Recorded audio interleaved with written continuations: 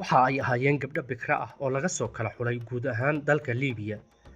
Waxa ayna diyaar u ahaayeen inay naftooda u huraan ninkii ay u arki jireen halyigii Afrika, aabihii Liibiyada cusub. Qatartooda ayay wateen oo weliba wax jaxanjax ah ma aynan lahayn marka ay timaado in ay shaqadooda gutaan oo ah difaaca Muammar al-Gaddafi, madaxweynihii hore ee dalka Liibiya, hogaamiyihii iskugu yeeri jiray boqorkii Afrika, mid ka mid ah libaaxyadii soo maray qaaradda Afrika gumaystihii kadib. Soo xulistoodu waa mid marta hubin iyo turxaan bixin dheer, taasi oo ilaa heer gabadha ku biiraysa guutada difaaca Gaddafi dhaar lagu marin jiray inay bikra tahay, sidoo kalena ay weliba diyaar u tahay inay nafteeda u hurto hoggaanka guud ee dalka ahna taliyaha ciidamada dalka Liibiya, Generaal Muammar al-Gaddafi. Adkaysigooda iyo tababarkooda adag ee ay soo mareen waxa ay horseeday in warbaahinta reer galbeedka ay ugu yeeraan uguna magac daraan gabdhihii kaynta Amazon. Tira ahaan lama ogoleen inay ka bataan 30 gabdhood, ayadoo weliba gabadha da'deedu marka ay gaarto 35 lagu amri jiray inay ka fadhiisato u khidmaynta hogaamiyaha dalka Liibiya. Waxa aynu maanta ka hadlaynaa waa gaashaankii hogaamiyihii hore ee dalka Liibiya, Muammar al-Gaddafi, gabdhihii waaridiin jiray. Soo dhawow daawade, haddii aad ka heshay muuqaalkan fadlan like saar, mahadsanid. Tan iyo markii la aasaasay guutada difaaca Gaddafi 80meeyadii qarnigii tagay, markaasi oo Gaddafi uu ka fadhiistay hogaamintii tooska ahayd ee ciidamada dalka Liibiya, hablaha hubka u siday Gaddafi waxa ay ahaayeen kuwa meel walba u raaca madaxweynihii hore ee dalka Liibiya. Gaddafi waxa uu aad u aaminsanaa in dumarku ay ka daacadsan yihiin ragga, oo markaasi uu u arkayay inay khatar badan ku yihiin kursigiisa.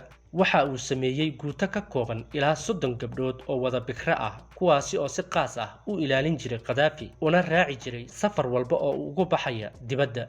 Waxa ayna ahaayeen kuwa aanan loo ogolayn inay la kulmaan wax rag ah, inkastoo warbaahinta reer galbeedku ay ku xaman jireen Gaddafi inuu isaga xiriir la leeyahay gabdhahaasi.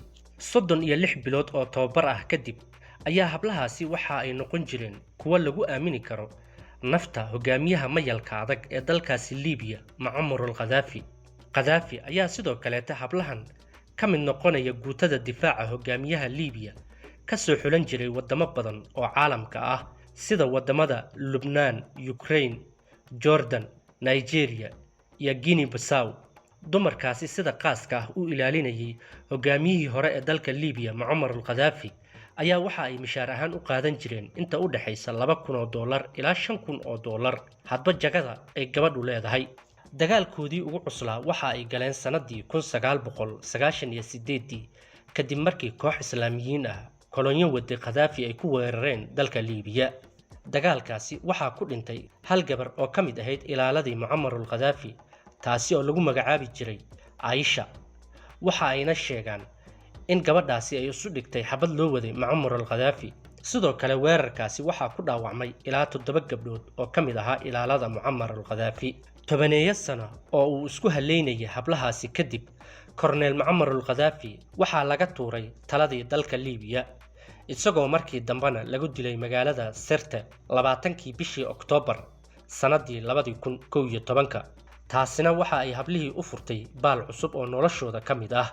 mid ka mid ahayd ilaaladii hore ee haweenka Korneel Muammar al-Gaddafi oo ay xireen falaagadii ka soo horjeeday Muammar al-Gaddafi markii talada laga tuuray, ayaa sheegtay in Gaddafi uu xaq dhowri jiray dumarka ilaalada u ah si uu ugu soo bandhigo adduunka in haweenka dalkiisa ay leeyihiin xuquuq la mid ah tan ragga dhigooda ah. haweeneyda oo lagu magacaabi jiray Aisha Abdel al-Salmani Ali oo haysatay darajada gaashaanle dhexe, waxa ay ka mid ahayd haweenkii ugu darajada sarreeyay ee ka tirsanaa ciidamada Liibiya, sidoo kalena waxa ay xubin ka ahayd ilaaladii kacaanka ee dalka Liibiya.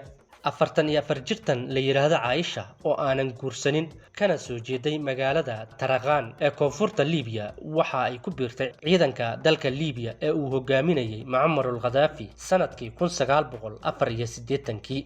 sanadii 2011 haweeneydan ayaa waxaa qabtay jabhado ka soo horjeeday Muammar al-Gaddafi kadib dagaal culus oo ka dhacay magaalada Zawiya oo 50 kiiloomitir koonfur galbeed ka xigta magaalada Tripoli.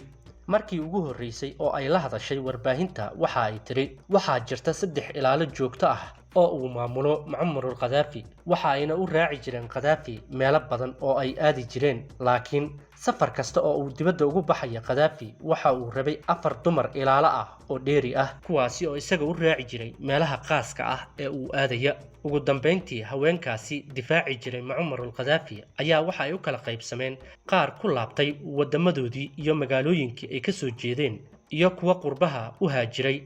sidaasna haweenkii waxa ay ku noqdeen haween waayay aabihii soo koriyay. Qadaafi oo ahaa hogaamiyihii hore ee Liibiya waxa uu ahaa madaxweynaha kaliya caalamka ee ay waaridiyeen haween. daawadayaal, intaa waxaynu ku soo koobaynaa ilaaladii Muammar al-Qadaafi ee gabdhaha bikrada ahaa. tani intaynu ku kulmayno barnaamijkan kiisa kale, waa anigoo inkaga tegaya. wassalaamu calaykum waraxmatullaahi wabarakaatuh.